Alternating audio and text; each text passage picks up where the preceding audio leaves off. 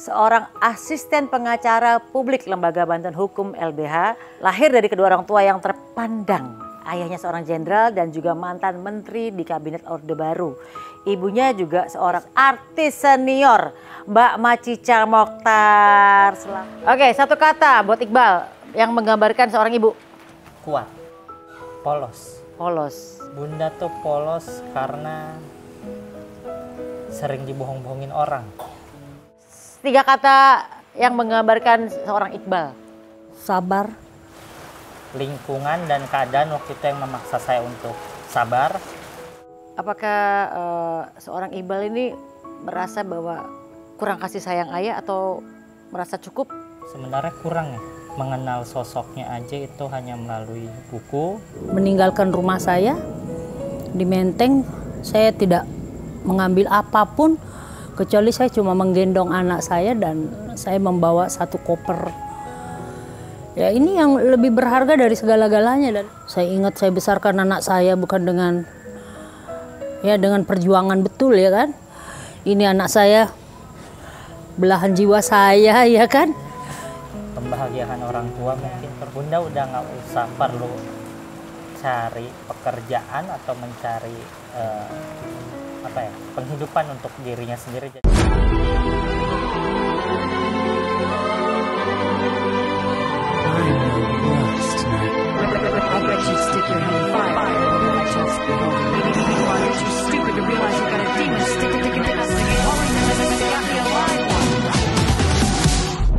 Hai guys, ketemu lagi di konten Maya Al Ilul TV. Hari ini kita akan mengangkat sebuah tema di mana sempat ramai pemberitaan seorang asisten pengacara publik Lembaga Bantuan Hukum LBH Jakarta mendapat perlakuan kurang menyenangkan saat aksi demo beberapa saat lalu. Lahir dari kedua orang tua yang terpandang, ayahnya seorang jenderal dan juga mantan menteri di kabinet Orde Baru. Ibunya juga seorang artis senior, Mbak Macica Mochtar. Selamat datang di rumah Pejaten, Mbak Macica Mochtar dan juga Iqbal. Terima kasih. Ini bisa dikatakan Iqbal lahir dengan segudang privilege. Namun Iqbal Ramadan tidak memanfaatkan statusnya bahkan di saat keselamatannya terancam. Terima kasih loh udah datang di rumah Pejaten. Ini ada ibu dan anak. Dan aku juga ikut prihatin atas kemarin kejadian yang menimpa Iqbal nih. Sempat rame-rame nih di media sosial nih ya. Seorang Iqbal ini dapat apesnya. Padahal harusnya menjadi pendamping untuk kalau demo itu apa? Boleh ceritain nggak sedikit? Jadi seharusnya melakukan monitoring atau pendampingan saat demonstran itu atau individu-individu yang ikut unjuk rasa itu tidak ditangkap secara sewenang-wenang gitu. Kok bisa ketangkep? Jadi udah begitu kisruh, terus ada banyak pemuda gitu dan demonstran yang ditangkap. Kemudian saya sempat melihat teman saya ditangkap, itu diamankan, bahasanya bukan ditangkap, terus mendapatkan perlakuan yang kurang menyenangkan. Kemudian saya memberitahu kepada aparat keamanan kalau saya mau mendampingi dia gitu. Saat itu tapi ikut diamankan. Justru malah ikut diamankan. Oke, sampai ikut ketendang juga ya? Iya, banyak perlakuan yang tidak menyenangkan. Iya, dan tidak manusiawi.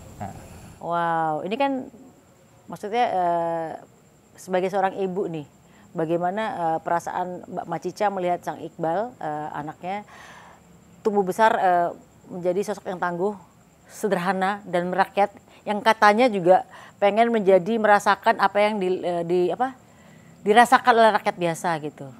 Piye ngajarinnya, mendidiknya kok bisa sampai sederhana itu gitu loh.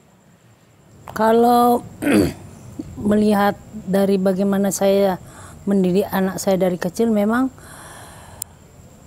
ketika Iqbal masih bersama ayahnya, mulai lahir ya sampai umur 2 tahun, memang ayahnya itu sudah pesan ke saya untuk mendidik anak itu dengan kesederhanaan gitu.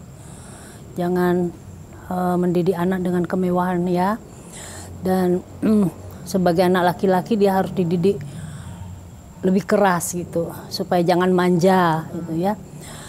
Jadi dari situ saya benar-benar harus menjalankan apa yang diamanatkan oleh ayahnya gitu. Jadi mulai dari kecil Iqbal tuh sering saya bawa berenang ya. Terus suka saya cemplungin di kolam, terus dia ini nolong dirinya sendiri gitu. Jadi ya begitulah peran saya untuk membesarkan dia supaya dia kuat fisik dan mentalnya itu memang saya agak ketat gitu. Kemudian mungkin dalam masa pertumbuhan namanya seorang anak ya dia kan banyak juga melewati masa-masa yang mungkin buat dirinya sulit gitu. Tapi ya itulah saya selalu memberikan nasihat ke anak saya supaya Bal, kamu kemanapun yang penting kamu bertanggung jawab sama dirimu sendiri ya nak. Baru kamu bertanggung jawab sama orang lain. Ya, karena buat saya kalau anak itu kita beri kepercayaan untuk dia berkembang, dia kan jadi udah nggak perlu kita harus ngomel-ngomel atau dia udah tahu oh ini yang boleh, ini yang tidak. Ya kan, apalagi dalam hal pergaulan itu, saya juga alhamdulillah selalu mengontrol anak saya gitu. Jadi saya harus tahu kamu sama siapa nak, jam berapa kamu pulang, kamu ada di mana gitu. Ya mungkin sih buat dia agak tidak nyaman, tapi ya itu yang terbaik menurut saya sebagai seorang ibu yang berperan sendiri untuk membesarkan dia. Ya kan, seperti itu. Oke, ini berarti Iqbal kenal sosok ayah tuh sempat berapa tahun ya? Enggak, jadi kalau ingatan itu nggak mengenal sama sekali, soalnya waktu itu umur baru 2 tahun. Bapak meninggal di umur berapa? Aku 10 tahun ya. kurang lebih SMP kelas 2. Oh iya, SMP. Berarti 2011. umur 11-12an tahun. Apakah seorang Iqbal ini merasa bahwa kurang kasih sayang ayah atau merasa cukup? Kalau ditanya kurang atau cukup, sebenarnya kurang ya. Karena mengenal sosoknya aja itu hanya melalui buku, terus cerita-cerita dari orang lain, kemudian ya dari TV gitu. Jadi sebenarnya selama hidup dan berkembang itu nggak pernah tahu gitu sosok ayah sebenarnya seperti apa gitu. Dan itu salah satu ketakutan Iqbal juga sih, karena Apa ketakutannya? takutnya nanti Iqbal mau punya anak nggak pernah punya sosok ayah gitu, jadi bingung bagaimana seharusnya menjadi sosok ayah yang terbaik gitu. Oke, tapi kan biasanya kan secara insting pasti ada dong, maksudnya ya pasti punya teman-teman yang sama-sama punya anak bareng ya kan. Itu juga ketakutannya suami aku tuh. Maksudnya suamiku kan juga takut punya anak gara-gara dia juga ditinggal bapaknya dari kecil kan. Jadi tuh jadi takut juga punya anak gitu aja sekarang aku gitu. Oke, apa sih nasihat terbesar Mbak Mama Cica untuk Iqbal? Ini kan Iqbal ini kan sangat satu, kemarin sempat kita tadi ngobrol sebelum kita syuting guys. Aku sempat tanya sama Iqbal, Iqbal, kamu nggak marah kamu dilakukan mendapat perlakuan yang kurang menyenangkan? Dibilang kamu nggak pengen nuntut, dibilang enggak, dia jawabnya sih dimaafin aja. Hatinya besar sekali. Kok bisa ngedidik Iqbal sebagai seorang yang nerimo, ikhlas gitu. Apa jangan-jangan hamilnya Mbak Macica pada saat hamil Iqbal orangnya nerimo, pasrah, sehingga anaknya pun punya sifat seperti itu. Ya bisa begitu. Bisa begitu juga ya? Ya, karena terus terang ketika hamil Iqbal, saya kan nggak boleh kemana-mana, nggak boleh ditahu orang. Jadi ibaratnya kayak saya di karantina gitu ya. Karena waktu terakhir saya itu muncul ketika Iqbal masih 3 tahun. Saya kan waktu itu ada beberapa proyek yang saya lakukan yang 50 tahun RI, ulang tahun Republik ke-50. Jadi saya menggarap. Wah, 25 tahun lalu, berapa? Hampir 30 tahun lalu berarti kan? Iya, karena waktu itu Iqbal 3 bulan dalam perut saya mengandung 3 bulan waktu itu, dan saya berkegiatan buat 50 tahun RI, ada di Ancol, ada di di mana, di parkir timur Senayan gitu ya kan. Terus setelah itu kemudian Pak Mur nggak boleh lagi saya berkegiatan, jadi saya di karantina, nggak boleh kemana-mana. Lagi hamil Iqbal tuh ya. Jadi ya cuma taunya ada di rumah gitu, pokoknya menikmati rumah aja lah, nggak boleh kemana-mana, nggak boleh bergaul lah pokoknya gitu. Jadi itu pasrah dan ikhlas ya? Ya seperti itu tadi Maya bilang. Jadi ya bagus juga sih, karena dengan begitu saya banyak istilahnya melakukan hal-hal yang positif, banyak tafakur, banyak sholat ya kan, banyak berdoa supaya anak saya begini, dia mohonlah sama Allah gitu. Kemudian setelah Iqbal lahir, ya gitu lagi, saya tidak boleh kemana-mana gitu. Ya, jadi saya pokoknya merasakan seperti itu, karena mungkin ya Pak Mur juga sangat menjaga ya supaya saya tidak ditahu orang gitu loh. Karena ya keadaan begitulah akhirnya saya pasrah banget gitu, maksudnya ya mengikuti lah, namanya suami kan. Kita menurut gitu, tapi ketika ada suatu keadaan tertentu saya tidak bisa menerima dan menurut saya itu salah gitu ya kan. Akhirnya saya meninggalkan rumah saya di Menteng. Saya tidak mengambil apapun kecuali saya cuma menggendong anak saya dan saya membawa satu koper baju anak saya keluar dari rumah saya nggak balik-balik lagi. Jadi sebenarnya Mbak Macica ini adalah perempuan yang bermental laki-laki. Biasanya laki-laki itu yang kalau yang benar kan, kalau misalnya pisah itu kan dia, udah kamu aja yang tinggal di rumah, saya yang keluar. Laki-laki kan gitu kan. Ini mental-mental perempuan yang bermental laki-laki ini, saya yang keluar dari rumah. Iya. Oke, baik. Iya. Iya. Karena saya menganggap bahwa saya lebih baik sendiri membesarkan anak saya. Ya silahkan beliau mau hidup dengan orang lain ya silahkan. Saya nggak akan, istilahnya nggak akan balik lagi gitu loh. Walaupun saya dijanjiin nggak ada. Gitu. Jadi buat saya ini harta yang paling terindah, yang paling paling berharga di antara semua yang saya miliki gitu.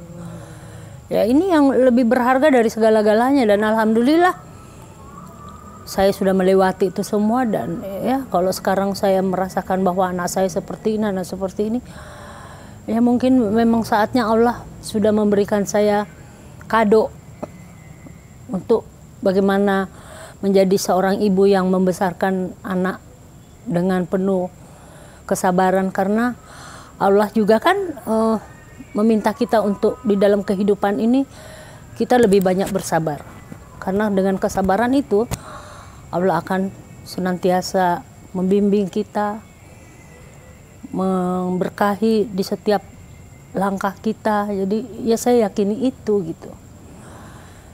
Itu. Oke, ini kan Iqbal adalah harta berharga dari seluruh harta yang dimiliki yang ada di dunia ini, adalah Iqbal adalah yang paling indah. Nah, yang paling berharga lah. Perasaannya Mbak Macica ketika kemarin Iqbal tiba-tiba hidungnya penyok gara-gara ada perbuatan yang tidak menyenangkan dari aparat ya? Iya. Itu ketika saya mendengar kabar pertama dari adik saya bahwa Iqbal ditangkap. Kakak jangan kaget ya kak. Kenapa? Maaf nih kak, itu Iqbal ditangkap katanya. Hah? Oh saya histeris sudah. Benar nih, benar. Saya udah kayak bumi, udah kayak berguncang gitu, dan nggak tahu deh perasaan pertama kali dalam hidup saya mendengar itu kan. Aduh, saya langsung berdoa, saya minta sama Allah, ya Allah kasih saya, tolong saya ya Allah. Saya nggak punya kuasa, saya nggak punya kemampuan, hanya Engkau yang bisa menolong anak saya. Tolonglah ya Allah dengan caramu, saya udah nggak tahu kan, saya minta aja terus sama Allah. Aduh, udah nggak karu-karuan, tanya teman-temannya ada WA saya, bagaimana nak, di mana Iqbal? Belum tahu tante, Iqbal di mana? Keadaannya belum ada, yuk nggak ada, pokoknya belum ada kabar. Udah keluar berita langsung di media sosial kan. Aduh, saya baca lagi, anak saya belum ditemukan.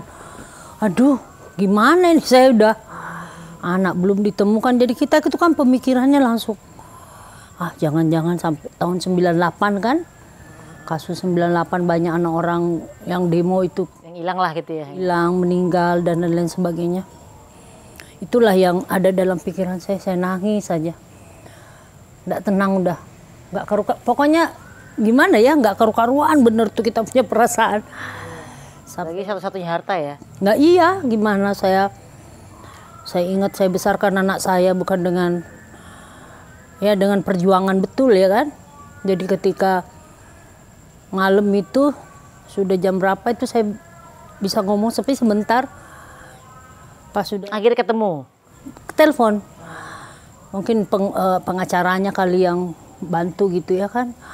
Saya telepon bicara, "Bal, kamu gimana nak?" "Iya bunda, ada patah hidung," katanya. "Aduh ya Allah, Iqbal, gimana kamu?" "Sudah bunda, saya laki-laki," katanya. Laki-laki patah hidung mah biasa aja. Iya gitu. Kalau kita sinus dikit operasi nek. Dia bilang, saya laki-laki. Ketika anak saya udah ngomong gitu, ya udah nak. Jadi saya ya kuat-kuatin juga kan, jangan saya cengeng juga kan. Ya oke nak. Sempet jantung copot gak waktu denger kabar itu? Aduh, bukan lagi jantung, kok bisa barangkali kalau ajal saya waktu itu saya mati dah. Udah ngelayang ya rasanya ya? Udah enggak. Pokoknya ini anak saya, belahan jiwa saya ya kan. Yang nggak pernah mengalami namanya penangkapan. Memang sih sering demo, tapi selalu alhamdulillah pulang dengan selamat gitu. Karena dia bagian pendampingannya kan. Tapi ini kok kali ini kok terus beritanya langsung orang kan belum tahu dia siapa kan. Iqbal Ramadan. Anak saya ya Allah udah lihat berita-berita udah. Pendemo yang ditangkap adalah Muhammad Iqbal Ramadan. Nah dia namanya yang rame. Padahal orang belum tahu kan anak saya. Nah udah akhirnya dia bilang, "Iqbal, kamu udah bisa pulang nak?" "Iya," katanya. Pas subuh itu saya kan habis sholat saya lihat, kok belum pulang. Udah nggak tidur saya. Nggak tidur sampai sehari semalam itu saya nggak tidur. Kemudian besoknya media datang ke rumah. Datang terus semua udah habis wawancara, minta ayo bunda kita antar ke ke Polda katanya. "Bang Iqbal bisa di sana kita masuk?" Dia bilang, "Iya udah nanti kita upayakan," katanya gitu. Pas sudah saya ke Polda, banyak lagi tuh wartawan di situ. Ya udahlah saya tumpahkanlah kekesalan saya ya kan. Ya emosi saya sebagai seorang ibu gitu. Kenapa aparat begitu memperlakukan anak saya dan teman-temannya. Anak-anak ini kan anak-anak intelektual ya kan, yang menyuarakan aspirasi dia. Apalagi kan anak-anak sekarang kan lebih kritis ya. Mereka tahu terus ya begitulah. Kalau saya sih hanya melihat bahwa anak ini kan anak generasi penerus ya kan. Kita nih yang udah umur segini udah melewati yang namanya hidup seperti apa kan, tapi anak-anak ini kan lebih kritis, lebih tajam. Wajar lah ya kalau anak-anak muda seperti kita juga kan, Maya juga punya anak ya kan. Saya rasa semua pemikiran anak muda sama. Mereka menonton apa yang terjadi sekarang ya kan. Gitu. Ya kalau biasanya 30 tahun ke bawah tuh masih berani datang ke acara demo. Kalau udah kita ogah lah ya, nonton TV aja deh. Udah banyak yang dipikirin soalnya kan. Iqbal, seberapa besar peran ibu terhadap perkembangan karakter kamu sehingga kamu sekarang menjadi sosok yang sabar, nerimo ya, mendapat perlakuan yang tidak menyenangkan pun kamu ya udah terima aja gitu. Kalau seberapa besar tentu sangat besar ya. Apalagi menurut saya pembangunan karakter dan sekolah pertama itu tentu orang tua. Dan kebetulan waktu itu orang tua saya cuma satu aja, ibu gitu. Jadi untuk membangun dasar-dasar nilai-nilai moral, etika dan sebagainya itu ya ibu gitu yang membangun. Jadi untuk finishingnya tinggal bagaimana saya kemudian mendapatkan di luar aja bunda. Nah, jadi kalau untuk dasar dan pondasinya dari orang tua. Dari ibu ya? Dari ibu terutama ya, sekolah pertama kita.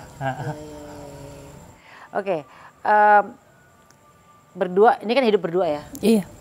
Ada adiknya. Ada adiknya. Sekarang punya adik? Iya, adiknya 17 tahun sudah. Oke. Nah, ini kalau misalnya lagi dalam keadaan sulit nih, sebelum ada adiknya nih, bagaimana sih berdua saling menguatkan satu sama lain? Bahkan sekarang udah ada adik ya. Keluarga ini menguatkan satu sama lain. Ini kan peristiwa yang mungkin agak kurang enak ya gitu loh. Cara nguatinnya gimana? Atau mungkin Iqbal kan tadi kayaknya nguatin ibu banget ya? Kalau dulu saat-saat sulit sebenarnya waktu masih kecil ya, karena kan apa kalau tadi pertanyaannya belum ada adik ya kan, kemudian waktu kecil saat-saat sulitnya seperti apa sebenarnya jarang gitu menemui saat-saat sulit, tapi ya saat-saat Pernah lihat ibu nangis nggak di depan kamu waktu kamu masih kecil? pernah. Iya. Ini kan Pernah. saat sulit kan? Iya, paling karena waktu kecil ya bunda ya, waktu itu cuman bisa jangan nangis, peluk gitu-gitu aja. Jadi kita belum paham lebih dalam gitu bagaimana memberikan treatment ke ibu. Dia kalau lihat saya nangis, air mata saya dihapus gitu. Dihapus, terus dia duduk di depan saya, terus saya dipeluk, dicium-cium. Jadi rasanya seperti apa ya kalau kita diperlakukan begitu sama anak kan? Kadang-kadang ya dia memang selalu nggak mau pisah sama saya. Tidur pun selalu meluk, terus saya suka taruh Iqbal tuh di dada saya waktu masih baru pisah sama ayahnya kan. Suka saya peluk kalau tidur gitu, jadi memang dekat banget gitu ya kan. Tapi setelah dia mulai tumbuh maksudnya remaja gitu ya kan, mulai dari SD kelas 4 udah mulai dia tuh nggak mau terlalu manja, nggak mau begitu gitu loh, maksudnya dia udah mulai mau punya privasi sendiri, mau apa gitu. Tapi alhamdulillah kita ini kan keluarga besar, jadi Iqbal itu punya sepupu banyak. Jadi walaupun istilahnya pada saat itu Iqbal masih sendiri, tapi saudara-saudara sepupunya suka kumpul, dan saya memelihara beberapa ponakan gitu. Saya pelihara supaya tumbuh Satu kembang rumah berarti? Iya. Supaya dong ya. Supaya tumbuh kembang dan umurnya seperti seperti Iqbal juga gitu. Jadi biar tumbuh kembang bersama gitu. Ada nggak momen yang berdua titik balik nih, momen yang paling penting dalam perjalanan hidup yang membuat akhirnya ibu dan anak ini menjadi semakin kuat dan semakin dekat? Sepertinya kita kalau namanya kedekatan atau apa hampir setiap hari gitu. Tapi dengan adanya peristiwa ini saya merasa beda juga gitu ya, karena kan kemudian saya merasa bahwa ya Allah, anak saya merasakan hal seperti ini gitu. Jadi semakin saya takut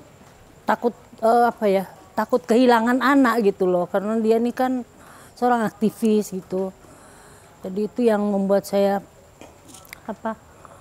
sama anak saya ya, karena banyak juga undangan kemana-mana ya kan. Tapi sambil itu kita juga kalau istilahnya podcast kayak gini kadang kalau bercerita itu nggak berasa, karena dari dalam ya ada kesedihan, karena saya kan melewati proses itu cukup lama gitu, dengan perjuangan yang sampai ke Mahkamah Konstitusi gitu. Jadi dalam proses ini Iqbal kemudian kan menjadi remaja, kemudian sekarang dia udah maju lagi untuk S2-nya gitu. Jadi saya makin merasa bahwa anak saya udah bertanggung jawab seperti apa yang saya pesankan ke dia gitu. Oke. Kenapa Iqbal memilih menjadi aktivis? Kalau memilih jadi aktivis sebenarnya aku nggak pernah mau menyebut diri aktivis, tapi lebih. Mama tadi kan yang nyebut aktivis ya. Bunda sering bilang ini mau aktivis. Aku sebenarnya nggak pernah melabeli diri, tapi memilih menjadi lebih tepatnya memilih sebagai seseorang yang fokus terhadap isu-isu sosial. Tapi mungkin bahasanya aktivis. Cuman kadang label itu, kadang kan orang bilang, ada tuh Mbak Maya, aktivis tuh yang bilang ini aktivis nyebelin, suka nyalain orang gitu. Jadi aku lebih memilih tidak memakai terminologi Kata-kata aktivis ya. Iya. Oke, kamu lebih fokus kepada isu-isu sosial pokoknya Isu-isu ya. sosial. Ada pengen terjun ke dunia pemerintahan nggak? Kan Bapak di pemerintah kan gitu. Kalau ada tentu ada gitu, untuk kemudian mencoba mengetahui bagaimana sistemnya bekerja, terus apakah kemudian dengan bergabung dan pemerintahan kita bisa memperbaiki sistem gitu. Tapi tentu saya perlu membutuhkan proses gitu yang panjang gitu, nggak dalam 5 tahun bahkan 10 tahun ini. Iya. Bahkan ada istilah misalnya saya sangat mencintai Indonesia, tapi saya nggak suka sama sistemnya aja. Iya benar. Kebanyakan orang bilang I love Indonesia, tapi gue nggak suka sistemnya aja gitu. Iya benar. Yang harusnya dirubah. Ini PRS siapa yang ngerubah juga kita nggak tahu ya gitu. Yang bisa merubah sistem Indonesia ini kan. Oke, satu kata buat Iqbal yang menggambarkan seorang ibu. Kuat. 2 kata lagi deh. 3 deh, jadi 3 kata. Kuat. Kuat dengan perkasa sama ya? Atau beda? Beda dong. Beda. Perkasa tuh lebih laki, maco gitu ya. Oh, ya. Kalau kuat Perkasa, ya. berarti. Perkasa. Iya. Oh. Karena kan single parent. Nggak tahu loh, dia akhirnya dijakun loh. Iya. Iya. Kuat, perkasa. Iya. Terus polos. Polos. Kenapa kau bilang ibu tuh polos? Bunda tuh polos karena sering dibohong-bohongin orang. Dibohongin laki atau dibohongin orang? Orang. Dibohongin orang. Kenapa bisa dibilang sering dibohongin orang? Apakah masalah uang atau masalah percintaan atau masalah apa nih? Lebih tepatnya ke itu sih, masalah materi ekonomi. Atau sering diutangin jangan-jangan. Nggak dibalikin Berbagai duit. macam lah, diutangin, dikasih ini. Oke, ya. Jadi oke. Baiklah, sekarang gantian. 3 kata yang menggambarkan seorang Iqbal. Mak Cica nih. Polos juga ternyata. Santun, anak saya. Kemudian cerdas. Dan sabar. Masya Allah ya. Terus anaknya kritis. Ya. Sabar itu dari kecil atau memang dididik untuk menjadi sabar? Dari kecil memang. Dari kecil anak saya itu berproses itu. Jadi dia memang mungkin melihat keadaan ya. Melihat bagaimana saya membesarkan dia gitu. Iqbal sabar itu apakah dari kecil kamu merasa diri kamu sabar atau kamu memang kayak dari kecil udah kayak punya sikap yang gitu loh. Aku menerima semua apa yang terjadi deh gitu. Kalau sabar sebenarnya ada batasnya juga, Bunda Maya ya. Cuman akhirnya lingkungan dan keadaan waktu itu yang memaksa saya untuk sabar. Karena waktu kecil kita melawan juga atau menolak itu nggak bisa, sangat sulit. Kemudian akhirnya sepanjang perjalanan akhirnya ya coba menerima segala takdir, mencoba sabar, tapi tetap ada ikhtiar gitu. Kita coba apakah